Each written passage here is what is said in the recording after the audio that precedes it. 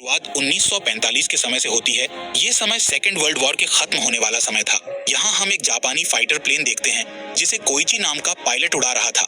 इस प्लेन में अचानक से कोई खराबी आ जाती है, इसलिए कोइची एक आइलैंड पर प्लेन को लैंड करता है। दरअसल इस आइलैंड पर रिपेयर बेस था जहाँ सभी प्लान्स को सुधारा जाता था। यहाँ कोइची ताचिबाना नाम के मैकेनिक से अपने प्लेन को सुधारने का कहता है। जब ताचिबाना प्लेन को चेक करता है तो उसे पता चलता है कि प्लेन में कोई खराबी नहीं है, जिससे वो समझ जाता है कि कोइची ने अपने आखिरी मिशन को ना करने के लिए प्लेन के खराब होने का बहाना बनाया है। इसलिए ताचिबाना कोइची के पास जाता है और उससे कहता है कि मैं जानता हूँ कि तुमने मिशन ना करने के लिए प्लेन के खराब होने का बहाना बनाया है। दरअसल कोइची को जो मिशन दिया गया था उसमें उसकी जान जाने वाली थी, इसलिए उसने मिशन को छोड़ने का डिसीजन लिया था। यहाँ कोइची ताचिबाना से घबराकर उससे दूर चला जाता है और समुद्र के किनारे बैठ जाता है। तब एक मैकेनिक उसके पास आता है और उससे कहता है कि तुमने जो किया वो सही किया, क्योंकि इस मिशन में तुम्हारी जान जाने वाली थी। थोड़ी देर बाद कोइची समुद्र में कुछ मछलियों को देखता है जो कि मरी हुई थी, जिससे उसे बहुत अजीब लगता है, लेकिन वो इस बात पर ज्यादा ध्यान नहीं देता है। इसी तरह रात हो जाती है और कोइची बेस पर आ जाता है, जिस दौरान वहाँ इमरजेंसी अलर्ट बजने लगता है, जिससे सबको लगता है कि दुश्मन उन पर हमला करने वाले हैं। लेकिन सर्च लाइट से आसपास देखने पर उन्हें एक बहुत ही बड़ा क्रीचर दिखता है जो कि समुद्र से उनकी ओर आ रहा था। इस क्रीचर का नाम गॉडजिला है, जो दिखने में बहुत खतरनाक होता है। सभी लोग उसे देखकर चौंक जाते हैं और उससे बचने के लिए छिपने लगते हैं। इस बीच ताचिबाना कोइची से कहता है कि तुम एक फाइटर हो और तुम्हें अपने प्लेन में बैठकर गॉडजिला पर हमला करना चाहिए। इसलिए कोइची अपने प्लेन में जाकर बैठ जाता है, लेकिन जैसे ही गॉडजिला उसके सामने आता है तो वो बहुत घबरा जाता है और डर के कारण गोलियां नहीं चला पाता है। ये देख ताचिबाना और उसके साथी अपनी गन से गॉडजिला पर शूट करने लगते हैं, जिससे गॉडजिला को बहुत गुस्सा आ जाता है और वो अपने सामने आने वाले सभी लोगों को मारकर फेंकने लगता है। साथ ही वो कुछ लोगों को खा भी जाता है, जिसके बाद गॉडजिला पूरे बेस को तबाह कर देता है। इधर कोइची डर के कारण प्लेन में ही बैठा हुआ था। तभी गॉडजिला उसके प्लेन को उठाने के लिए आगे बढ़ता है। ये देख कोइची जल्दी से प्लेन से बाहर कूद जाता है और गॉडजिला प्लेन को उठाकर फेंक देता है, जिससे एक ब्लास्ट हो जाता है और कोइची बेहोश हो जाता है।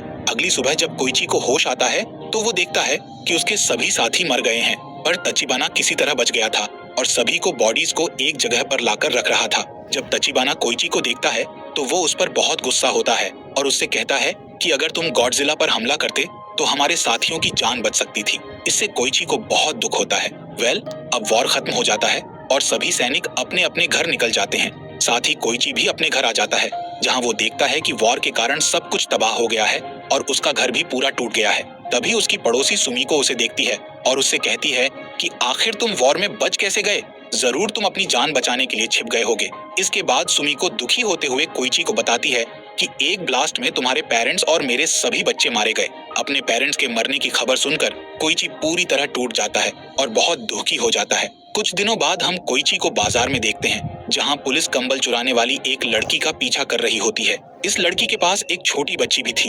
तभी कोइची उस लड़की के सामने आ जाता है। तब वो लड़की कोइची को अपनी बच्ची देकर वहां से भाग जाती है। इसके बाद कोइची उस बच्ची को लेकर वहां से जाने लगता है, जिस दौरान वो लड़की कोइची के पास आ जाती है, जिसे देख कोइची उसका नाम पूछता है, जिस पर वो लड़की अपना नाम नोरिको बताती है। अब कोइची वहां से जाने लगता है। तब नोरिको कोइची के पीछे पीछे उसके घर तक आ जाती है और आज रात उसके घर पर रहने का कहती है। यहाँ नोरिको बताती है कि मेरी शादी नहीं हुई है और ये बच्ची मेरी नहीं है। दरअसल इस बच्ची की माँ ब्लास्ट के दौरान मारी गई और उसने मरने से पहले मुझे अपनी बच्ची को सौंप दिया, इसलिए मैंने इसे पालने का डिसीजन लिया, क्योंकि मैं एक अनाथ हूँ और मैं इस बच्ची का दर्द समझ सकती हूँ। यहाँ कोइची नोरिको से कहता है कि वो डिनर करने के बाद यहाँ से चली जाए, लेकिन नोरिको बातें करते हुए कोइची के घर में ही सो जाती है। अगले दिन कोइची की पड़ोसी सुमिको कोइची से नोरिको और उसकी बच्ची के बारे में पूछती है। तब कोइची उसे सारी बात बताता है, जिससे सुमिको को उस बच्ची के ऊपर दया आ जाती है। इसलिए वो उस बच्ची की देखभाल करने के लिए नोरिको की मदद करना शुरू कर देती है। यहाँ तक कि वो कोइची को चावल से भरा हुआ एक बैग देती है ताकि वो उस बच्ची को ठीक से खाना खिला सके। इसी तरह एक साल गुजर जाता है। तब एक दिन कोइची नोरिको को बताता है कि उसे एक गवर्नमेंट नौकरी मिली है, जिसमें उसे समुद्र की गहराई में जाकर दुश्मनों द्वारा बिछाए गए माइन बॉम्ब को ढूंढना है और उन्हें हमेशा के लिए खत्म करना है, जिसके लिए मुझे अच्छे पैसे मिलेंगे। जिस पर नोरिको कहती है कि ये काम बहुत खतरनाक है, लेकिन कोइची उसे बताता है कि हमारे पास अपना पेट भरने का यही एक तरीका है। अगले दिन जब कोइची अपने काम पर जाता है तो उसे पता चलता है कि गवर्नमेंट ने उन्हें मामूली से हथियार और एक बोट दी है, जबकि नौकरी देने से पहले कोइची को अच्छे हथियार और अच्छी बोट देने का वादा किया गया था। यहाँ कोइची की मुलाकात डॉक्टर केंजी से होती है, जो कि नावी साइंटिस्ट रह चुके हैं और अभी इस मिशन को लीड कर रहे होते हैं। इसके अलावा यहाँ कैप्टन सेजी और शीरो भी थे, जो कि कोइची की तरह वॉर में जिंदा बच गए थे। इसके बाद सभी बोट लेकर समुद्र के बीच आ जाते हैं, जहाँ सेजी कोइची को काम के बारे में सारी बातें समझाता है। इस बीच उन्हें एक माइन बॉम्ब दिखाई देता है, इसीलिए सेजी उस पर शूट करने लगता है, लेकिन उससे ठीक से निशाना नहीं लग पाता है। तब कोइची उससे गन लेता है और निशाना लगाकर उस माइन बॉम्ब पर शूट करके उसे ब्लास्ट कर देता है, जिससे सभी खुश हो जाते हैं। इसके बाद हम रात में कोइची को उसके घर में सोता हुआ देखते हैं, जिस दौरान उसे एक सपना आता है जिसमें उसे घर के बाहर किसी के चीखने की आवाज सुनाई देती है। जब वो बाहर आता है तो देखता है कि गॉडजिला सभी मैकेनिक्स को मार रहा है। इस सपने को देखकर कोइची की नींद खुल जाती है और उसे लगने लगता है कि गॉडजिला ने उस दिन उसे भी मार डाला था और अब तक जो हुआ वो एक सपना था। इसलिए वो घबराकर नोरिको के पास आने लगता है, जिससे नोरिको डर जाती है और उसे धक्का देकर दूर कर देती है। जिसके बाद कोइची नोरिको को बताता है कि उसने वॉर में अपने पेरेंट्स और कई साथियों को खोया है, इसलिए उसे ऐसे सपने आते रहते हैं, जिस पर नोरिको उसे दिलासा देते हुए संभालती है। इसी दौरान अमेरिका अपने न्यूक्लियर बॉम्ब का टेस्ट करने के लिए समुद्र में न्यूक्लियर ब्लास्ट कर देती है।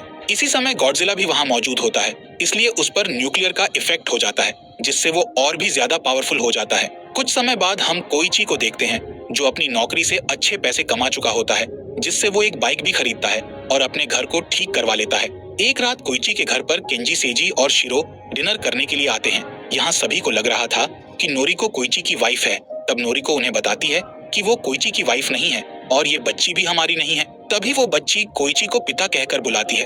तब कोइची के साथी उससे कहते हैं कि उसे नोरिको के साथ शादी कर लेना चाहिए और अपना परिवार बसा लेना चाहिए, पर कोइची मना कर देता है। एक दिन नोरिको को भी जॉब मिल जाती है। तब वो कोइची को समझाती है कि मैं अपने पैरों पर खड़ा होना चाहती हूँ। साथ ही वो कहती है कि तुम मेरे जाने के बाद अच्छी लड़की से शादी करके खुशी खुशी एक परिवार बसा सकते हो। इसके अलावा वो उस बच्ची के लिए कहती है कि हमारी पड़ोसी सुमी को बच्ची की देखभाल करने के लिए तैयार है, इसलिए हम दोनों को उसकी चिंता करने की जरूरत नहीं है। इस बीच सबको पता चलता है कि अमेरिका के न्यूक्लियर टेस्ट के कारण गॉडजिला बहुत पावरफुल हो चुका है और वो जापान की तरफ आ रहा है, जिसे पहुंचने में सिर्फ एक ही हफ्ता लगेगा। अगले दिन कोइची अपने साथियों के साथ काम पर जाता है। तब उन्हें समुद्र में एक बड़ा सा अमेरिकी शिप मिलता है, जो पूरी तरह से तबाह हो गया था। तभी कोइची की नजर पानी में मरी हुई मछलियों पर जाती है, जिससे वो समझ जाता है कि गॉडजिला उनके आसपास ही है और उसी ने अमेरिकी शिप का ये हाल किया है। अब कोइची अपने साथियों को गॉडजिला के बारे में बताता है, जिससे शीरो बहुत डर जाता है, क्योंकि उनकी छोटी बोट से गॉडजिला से नहीं लड़ा जा सकता था। इसीलिए वो यहाँ से भागने का सोचते हैं, पर उसी समय गॉडजिला पानी से बाहर निकलता है और उनकी ओर बढ़ने लगता है। तब केंजी और कोइची पानी में माइन बॉम्ब को फेंकते हैं ताकि वो गॉडजिला के ऊपर ब्लास्ट कर सके, लेकिन गॉडजिला पर माइन बॉम्ब का कोई असर नहीं होता है। इसलिए कोइची उस पर मशीन गन से शूट करने लगता है, लेकिन गोलियों का भी गॉडजिला पर कुछ असर नहीं हो रहा था।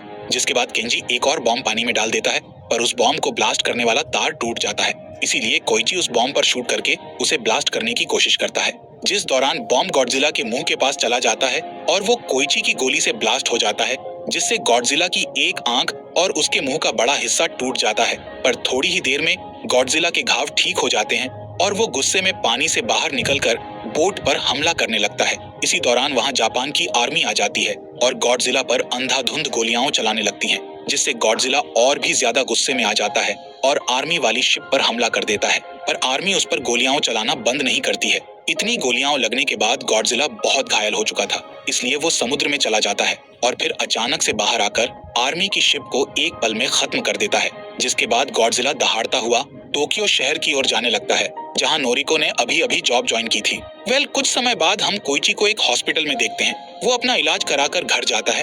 तब नोरिको उसकी हालत देखकर बहुत दुखी होती है और उससे सवाल करने लगती है कि आखिर तुम इतने परेशान क्यों रहते हो और मुझे कुछ बताते क्यों नहीं हो? क्या तुम मुझे कुछ भी नहीं मानते? तब कोइची नोरिको को मरे हुए मैकेनिक्स की तस्वीरें बताता है और कहता है कि ये सब मेरी वजह से मरे हैं। अगर मैं उस दिन गॉडजिला को मार देता तो मैं इनकी जान बचा सकता था। कोइची की बातें सुनकर नोरिको उसे समझाती है कि इसमें तुम्हारी कोई गलती नहीं है। आखिर तुम भी एक इंसान हो और तुम्हारा डरना जायज है।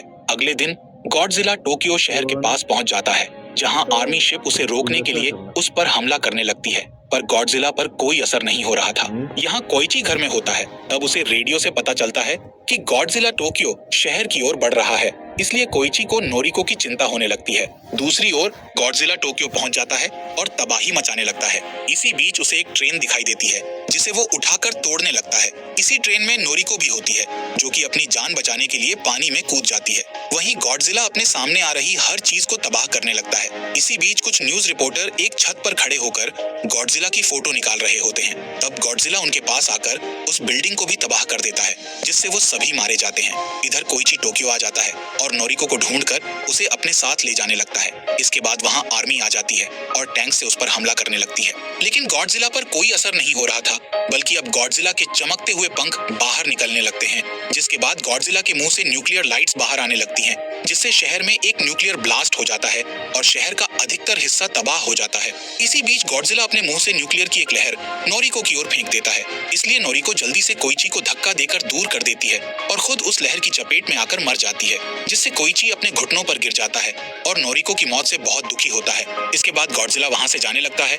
तब कोइची उसे देखकर गुस्से में चिल्लाने लगता है। कुछ समय बाद न्यूज पर बताया जाता है कि गॉडजिला के हमले में 30,000 लोग मारे गए और 20,000 बिल्डिंग्स तबाह हो गई। इधर सभी नोरिको की मौत से दुखी थे, जिस दौरान केंजी कोइची को बताते हैं कि गवर्नमेंट ने गॉडजिला को मारने के लिए हमारे जैसे लोगों को चुना है। इसके बाद कोइची और उसके साथी एक मीटिंग में जाते हैं जहां आर्मी कैप्टन ने उन लोगों को बुलाया था जिन्हें गवर्नमेंट ने गॉडजिला को मारने के लिए चुना था। यहाँ कैप्टन सभी से कहता है कि हमारी कोई भी मदद करने वाला नहीं है, इसलिए हमें खुद मिलकर गॉडजिला को मारना होगा।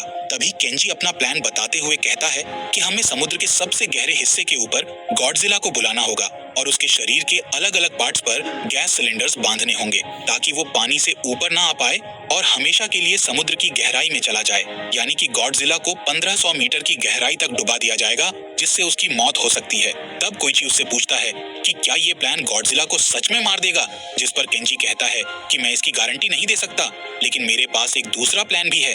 केंजी अपना दूसरा प्लान बताते हुए कहता है कि जब सिलेंडर्स गॉडजिला को गहराई में ले जाएंगे तब सिलेंडर से बड़े बड़े बलून्स बाहर आने लगेंगे, जिससे गॉडजिला गहराई में जाने के बाद अचानक ऊपर आने लगेगा और वो पानी का प्रेशर बर्दाश्त नहीं कर पाएगा। तभी हम उस पर बॉम्ब से अटैक कर देंगे, जिससे उसकी मौत हो जाएगी। केंजी का ये प्लान बहुत से लोगों को अच्छा नहीं लगता है, इसलिए वो वहां से चले जाते हैं, लेकिन ज्यादातर लोग उसके इस प्लान में साथ देना चाहते हैं क्योंकि वो अपने देश को बचाने के लिए एक साथ काम करना चाहते हैं।